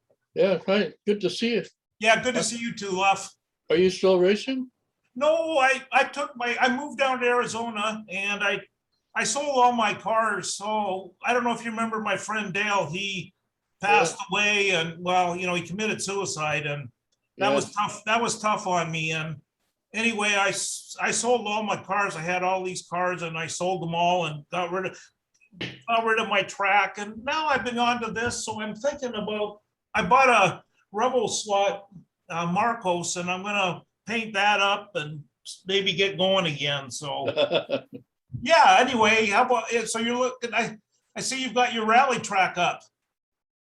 Yeah, poking around. Oh, that's good. I got rid of the train and built another hill climb because I get more use out of it. Yeah, no, that's great, Luff. I just wanted to say hi. We had so much fun racing. It was great. You see Noisy Muse, Scott? Yeah, I talked to him. He's in Montana, so I talked to Scott Trick. Not a lot, but I do. So yeah, things have been good. Yeah. That's awesome. Wayne, you have your hand up, sir. Let's I do. Some Club Corner news. Screen share again, if I may. Go for it. So I didn't get to attend, but this was the activity at one of my locals this last week. Very interesting to note that all those Formula One, a lot of them the NSR 94, 98 variants, were all shown a clean pair of heels by a 10-pound Scalextric IndyCar. I was going to say that's an IndyCar there. Yeah, and it did the business. This is the finishing order of the grid, and interestingly, this braid on this track is Magna braid. So although it's a wood track, it's got Magna braid, which is not that common, I don't think, or certainly not around here. And it was close, but the results were 142 versus 141 and on down, and there was a fair field of those cars, and it was interesting that was the case. But I also found a picture of my results when I was playing with foam inserts inside air wheels, which you can see in the out of focus background there. This was me test fitting the same tires onto the same wheels again and again and again, and gradually bringing down the diameter of the foam insert. And this was a certain size, and I can't remember, but this was like a couple of tenths of a millimeter smaller. And this was the first time that the tire would actually stand up straight on its own, which was indicating that I've got a flat-ish profile to it. So yeah, if you're doing that business, and I was doing it in Plentiful at the time, it is quite important how you get that foam insert down to the right diameter. Otherwise, you face a concave tire like that, a convex tire like that. Sorry to interrupt, but I can't believe the surface of those tires. They look like race tires. They are slotted N18s. This was taken. Blister when they're hot. They haven't been run. They're out of the packet. That's the way they come out of the package. No. These are just test fitted onto the wheels to see how the dimensions of the wheels were shaping up for me. So these are out of the packet, brand new. Hey, Wayne, this is Frank. If Dennis was on right now, of course, he's in South Africa visiting his mother. What he gave me what he does with his, and if I remember correctly, what we do on the air rims, we use the slotted N22s for his track. Yeah. And the foam inserts are 1 millimeter above the ridge. Yeah, it's going to depend on what wheel you choose, doesn't it? Yes. You see, I've had an So- experience with wheels this week, and actually Courtney's been involved in this process. Now, if I can just go to my photos, we might be able to see my most recent photos, and I can show you what I learned. For some reason, my computer's not allowing me to, oh, it's roll. There we go, roll it up. So I recently got my hands on some of these red wheels. You've seen them in this photograph, and they are a staff slot car right 16.9 millimeter diameter, solid center section ribbed wheel. And it's the first time I've had my hands on a pair of these wheels. And this wheel over here is Wayne, are you sure? Are you trying to share screen? Oh. It's not coming up. I'm sorry. I did stop the share. You're quite right. Sorry So about now, there we go. That working for you? That's Perfect. better. Thank you so much. Yeah, please. So the red alloy wheel is a 16.9 diameter, and the wheel on the right is a 17.3 diameter air system wheel, which you can probably just make out if you look just there from NSR. So these two wheels are ostensibly a different diameter by about 0.4 millimeters according to the specs. But when the vernier caliper is applied to the tire bead area, just there to there, and the same on the other wheel, they're actually identical to within less than 1/10 of a millimeter. So when I built the tires onto these wheels, I actually discovered that the only difference between them is the height of the rib in the center. Right. And I was up till getting my hands on these, I was of the impression, I was presuming that there would be a standard height of about, I don't actually know, because I've always thought about and measured wheels across the center rib, never really paying much attention to where the tire bead sits. But this is the reason why. And here's the other thing: a manufacturer of a tire that I have a wheel rim that I haven't got I was on Pendle Slot Racing, where they got one of those really complicated drawings of all the dimensions of a wheel, the rib width, the full width, the diameters of both the tire bead seat and the center section, and how big the boss is and how wide it is at the boss. And all that data was all there from the manufacturer. And Courtney had got an example of that wheel in his hand. And he told me, I'm measuring across that bead right now, and it's not 15.3, it's 14.95. And I'm like, well, it says it's 15.3 on the diagram. He says, yeah, but then there's manufacturing tolerances, and then there's what they say and what they make, and they're not necessarily the same. So I've got a feeling right now that, and I don't know whether this exists, but I think it would be a good idea to have a database of all the wheel dimensions somewhere out there as like an Excel spreadsheet that anybody that wanted to could contribute a set of dimensions to, and then we'd all know what they really are. I mean, there isn't such thing as a universal toy standard? Not in slot car wheels and tires. It seems to be a minefield. Yeah. So yeah, that was just a few photographs that I managed to find. The experience with the inserts, the club activity that took place on Tuesday, just last night, and my experience with wheels this week. So how did you make out at your club meeting then? I didn't actually go. I couldn't go. It was a night that it's difficult for me on, and I don't go to that club on a regular basis. It's the second club that's close to me. Okay. And I do go, but they've got 18 classes of cars amongst their arsenal, and I only have one or two that mix with that. So I take my own cars and run what I've run. They do have the one class that they do overlap with me on is my Scalextric AMG in factory form with alternative tires.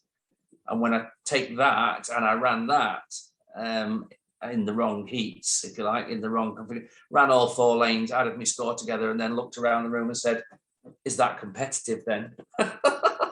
that was the way that I raced against them. Just, they said to me, yeah, you'd have been about probably second overall with that on a normal club night. So I was like, oh, good.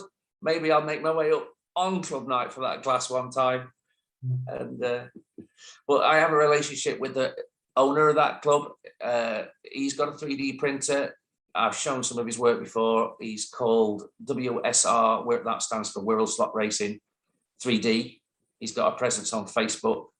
And at the moment, I'm working together with him to make a aftermarket chassis for an AMG Mercedes body shell. And when that's completed, I will show you. But at the moment, it's still work in progress. Was that Formula One race? Did you leave the magnets in the cars for those? I think not. The motors are FK 180s in the NSI, if I'm not mistaken, and they will give a little bit on that braid. That braid is not as magnetic as the steel rails are in plastic track. Yeah, you're right. And yes, the height of the car does play a role. So I can confirm that most people are trying to run very low ground clearances, even when the classes are non-mag, and all the classes up there are non-mag.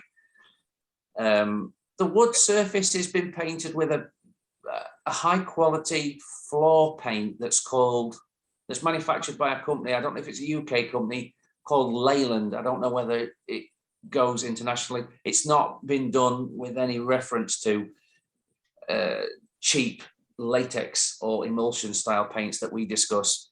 It was done with something that was a bit more expensive.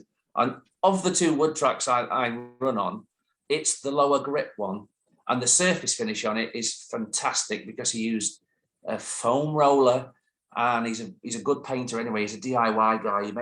He made the track himself, and he painted it in several stages. He used an MDF primer.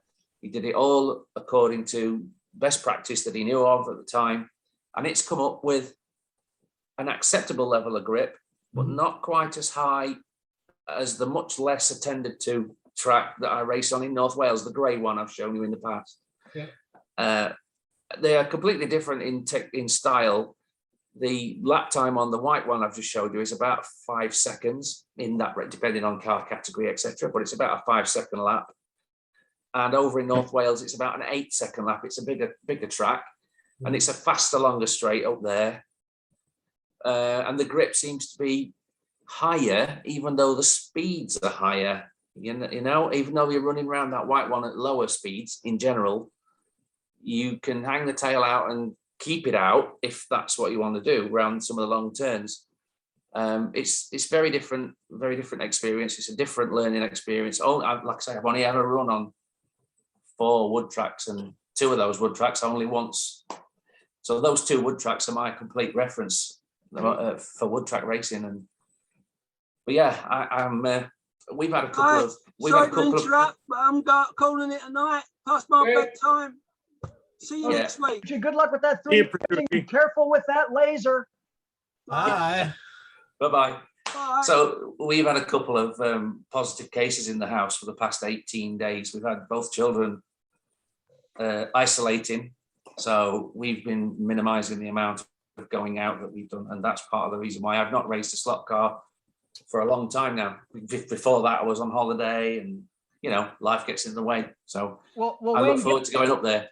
Wayne, given the results that you showed, that means everyone's old Scalextric Indy cars is just appreciated in value in the UK, no? Well, they might. Hopefully, they did, because I've got 3 or 4 of them myself, and I've got nowhere to run them. So I might actually. Yeah, I've got one, and I worked it. I worked hard. Tire diameters got it all the way down. But when I look at the picture and I look at the cars, it looks like the NSR hasn't got a very, very wide rear tire. It hasn't got a typical Formula One style rear tire. It's got a narrow looking tire in slot car terms, And, I suspect the Scalextric car had its magnet left in. Can't confirm either way. Yeah, the driver was good. It would be, the NSRs with the FK 180 motors will be developing probably 30 grams of downforce. And the Scalextrics with an FC 130 motors may be developing 4 or Yeah. 5 grams of downforce at best. Yeah. So if none of them had magnets in it, the magnetism of the NSR FK180s, those things should have left the Scalextrics But yeah. by a mile.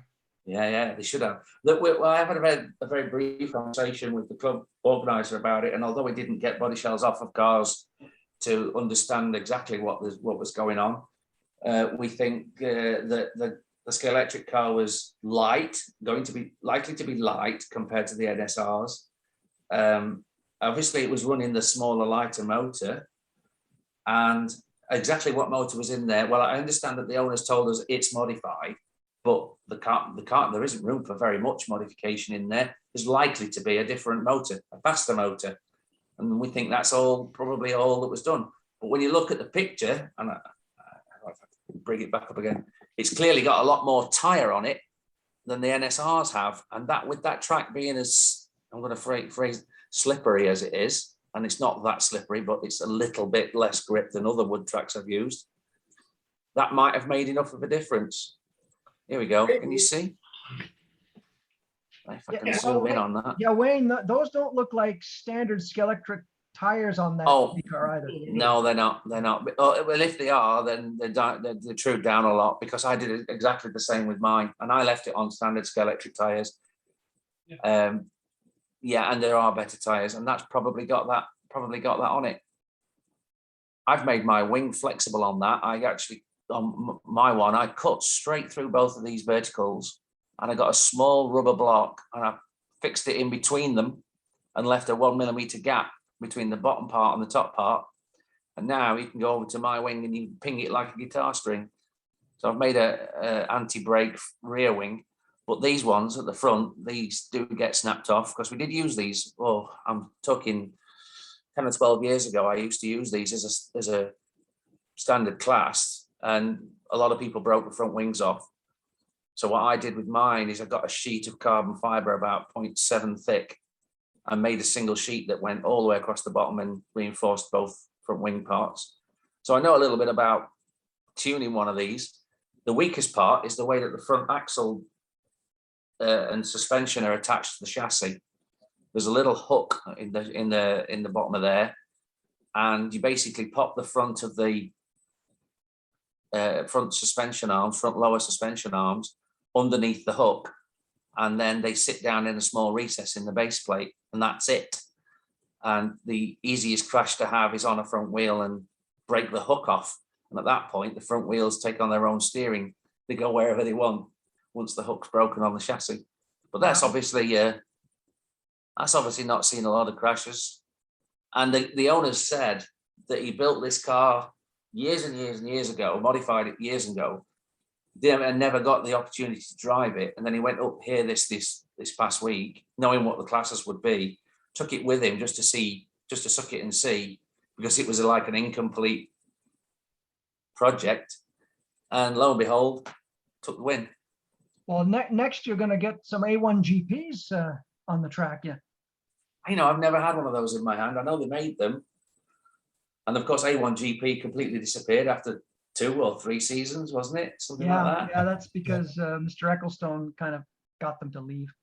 Did you say that? Did you say that's how they finished? That was the finishing order, Wayne? Yes. I noticed that the front wheels on all the other cars are all nice and glossy and all that, whereas on the Indy car, it's all dull, like it's been running on the track as well, properly. Yeah, well, that car has that. I don't know if it's how old it is. It's a blue guide blade that's a quick release. You just used to pull one out and pop a different one in. I don't know whether that's still in that car or not. But that guide blade had a limited rotation. So my car's got an alternate. My car's got an SICH10 standard universal slotted guide in it, which improved that a lot. It also moved it up in the car so that it could get the nose down lower, and I trued my fronts down so that the car was quite low. And that looks like it's had a similar process applied. He might have dogged it in qualifying as well and gone for the sympathy vote, saying, "Oh, this thing doesn't work. It's horrible and all that. I'll just run it as is," and they would have gone, "Yeah, that's fine. Yeah, you'll be right." I don't know. I wasn't there. It's a shame, but it was interesting to note that the results had come out that way. My North Wayne, Wales. What rear tires are you running on the NSRs? I don't actually know. I've never been up there on NSR Formula One night, so I don't really know. I can find out, but I don't know. So some of the I mean, what is the 1, 2, 3, 4, 5 NSRs? So the back of the field is other Formula Ones. Oh no, there's another one on the, yeah, there's 6 in that field for 8. And there's 11 cars there and 6 of those are NSRs. So, I mean, they will all gravitate towards a certain car in the end, but it looks like there's a couple of Scale Electric ones on there as well. And there's an old, on the very back row, did you see the old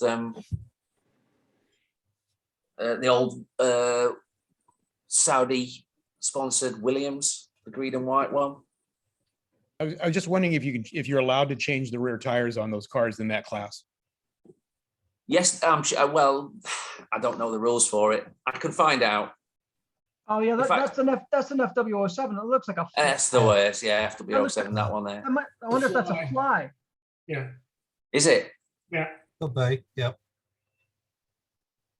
There's a fly. There's what does it looks like? An all slot and mainly NSRs. Is that an all slot then? The Vodafone McLaren is. That one in. Yeah. Yeah. That's actually that's the class of the field. Is it? Yeah. Oh, so that one should do the best then, Chris. Well, again, it's way more revealing when you find out who tuned the cars as opposed to what the cars are. Yeah. Well, I think that's really interesting because what you're talking about is you can go and buy what you think is the best car, but if you don't set it up or tune it properly, then it may not perform as well as one could make it perform.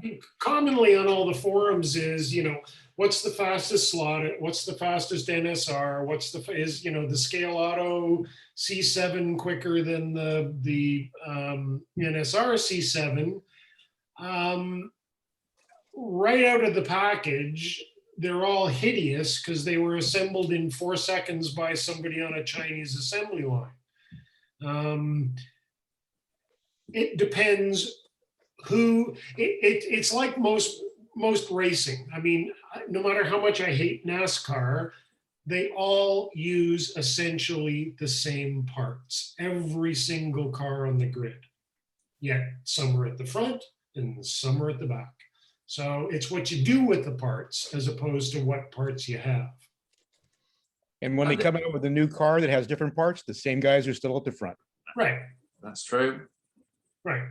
Tires, these all look like they have the standard NSR tires on them. I mean, there's only 2 tires right now for those rims. There's the Super Grip, which comes with it, and then there's the Ultra Grip. But any of the tires for these now are all Evo formulation, which is now made in the new NSR tire factory. Chris, or everybody, the old NSR F1 tires that have the groove in them, back for that era. Yep. They fit, sort of. They're a little bit big. If you put them on the wheel, let them sit overnight so they can tract again. You can get them to fit reasonably well when you glue them and true them, and they're blazing fast. Yep. Well, they're the non-Evo tires. Correct. Yes. Right. Any non-Evo tire will beat an Evo tire any day of the week. And if you true them down just a bit, where you're taking those ribs off, that theoretical tread off those tires, nobody can tell what you're running. Right. Well. Yeah. That's cool. And and what a place to end it. That's a perfect 2 hours, folks. So listen, thanks to all of you guys for joining us, and for those watching, just like Ken, you're more than welcome to join us. So I hope you enjoyed yourself. Well, how many ways can you use the word enjoy? Thanks again, everybody. We'll see you next week. Thanks, John. Thank you. Thanks, John. Thanks, John. Thank you.